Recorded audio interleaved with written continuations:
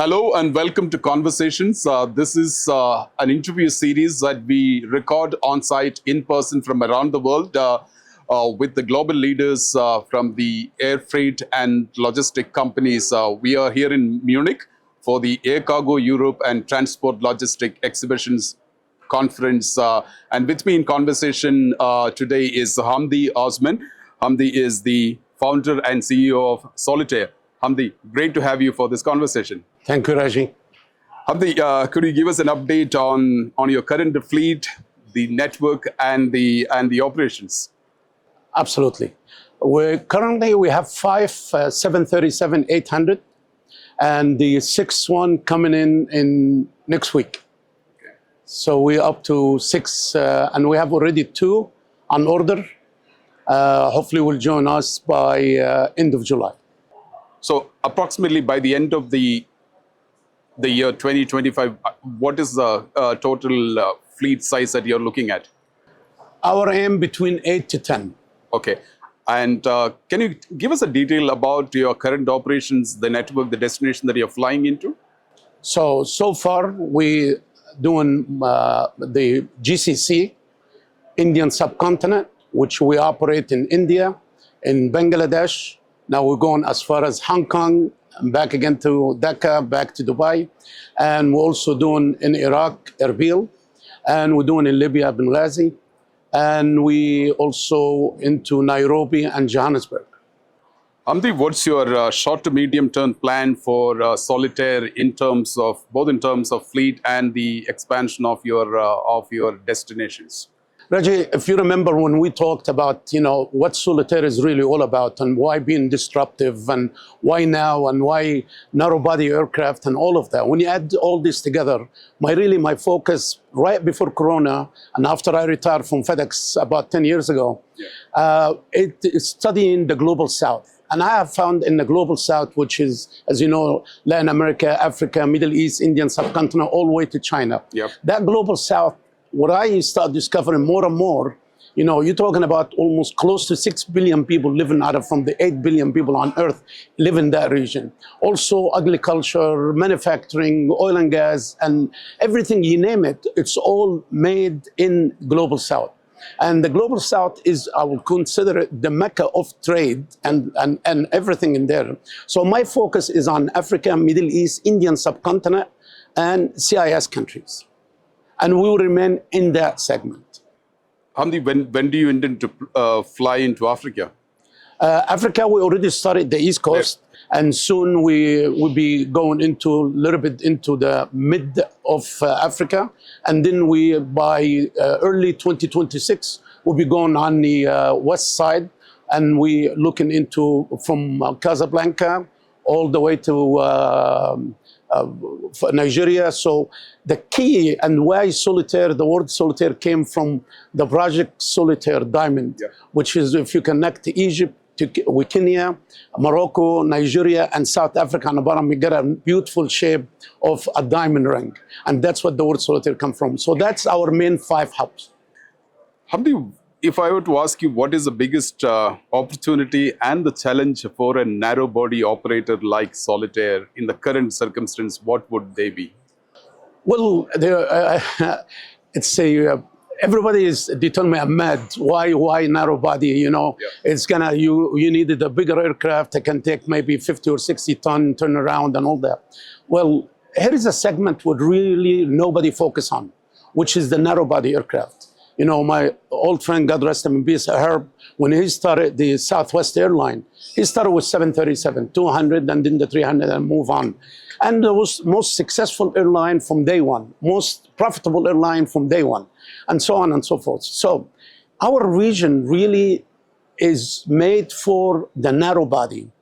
When you can be able to fly within the 6 hours radius, and you can be able to carry up to 22 tons, and in and out. You're talking about 17 minutes on the ground each way. So inbound, you start 17 minutes, on the outbound, another 17 minutes. So give and take 1 hour. And that's what we're looking about, the speed, being in the market first, getting out first, and you don't have to crowd anybody. I wanna make sure that all the airline as Sky Cargo or for Emirates Airline, Qatar Airways, Turkish Airways, Etihad Airways, all of that, they have the wide-body aircraft. Saudi, all they have the wide-body aircraft. I want them to focus on that. Let us focus on the little things so we can complement each other. What is your reading of the current air freight market? Do you see the demand still very robust, at least in certain markets and certain trade lanes? I'm glad you ask that question because IATA just released the number for 2025, and it shows that there's about 5.4% increase year over year. That's number one.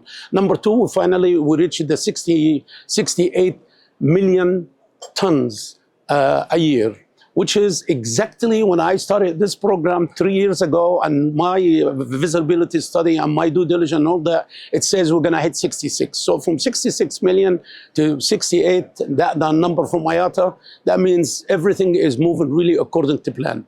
The challenge is, as you know, it's always happening, crazy rules of trade and all of these kind of things. All these just a cloud. Will phase away and people will find a way to get it going. Nobody is going to stop the trade between countries because one country is manufacturing somebody, another country's uses, and so on and so forth. So that is not going to stop. How optimistic are you about cross-border e-commerce? Do you see potential tailwinds that could drive significant volume growth in the sector moving forward, despite the kind of trade barriers, trade tariffs that we see on the cross-border e-commerce or cross-border global trade? Absolutely. Nobody is going to stop it. Due to the fact is the purchaser is the customer, the consumers around the world, they love what they see. And you can imagine now, there was another report talking about senior citizens. Their happiest day when they're sitting at home without the kids with them and all that stuff, when somebody knock on the door and you get delivery of e-commerce. So e-commerce is not going away. Second, with this trade war and all that stuff, if anything, it forces some of these manufacturers, rather than just manufacturing in China, now they're moving into Africa. So they're moving into or Turkey. So they manufacture in Turkey, they manufacture in Egypt, they manufacture in Morocco, they manufacture in we're going to see some of the African countries is going to get also into the game. With that, it's almost like the hub and spoke system. When it was created by Fred Smith and FedEx, many companies early on, they said, this is not going to work. It's crazy. Now today, you cannot live without the hub and spoke system. That's what's going to happen also in e-commerce. Earlier this year when I interviewed you, you said that the foundation of your company is technology. It's going to be technology driven.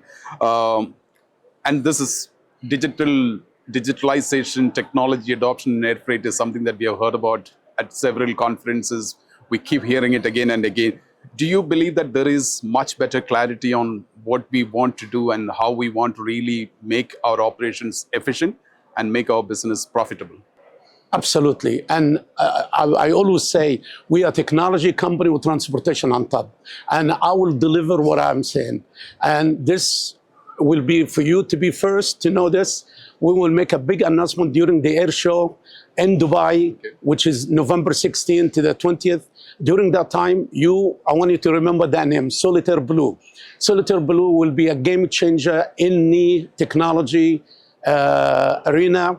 And this is something that we need to really disrupt. Being disruptive, it has to be in technology. Our industry, 1951 to today, has not changed. The freight industry, not the express, not anything else, just the freight industry. And to old tradition, IATA clearinghouse and, you Bain and how you got your money back and how you book, how you do all that. I see in this conference, in this exhibition, there is a lot of technology, but it's not yet there. And this is what we're aiming. Stay tuned until the Dubai Air Show. Hamdi, my last question is, how do you envision the future of air freight? I believe you already touched upon some part of it. Given the increasing interplay of socio-political and technology trends, artificial intelligence is playing a significant role. Yeah. Well, let me go back into something. Any mode of transportation is three ways. It's air, sea, and land or ground.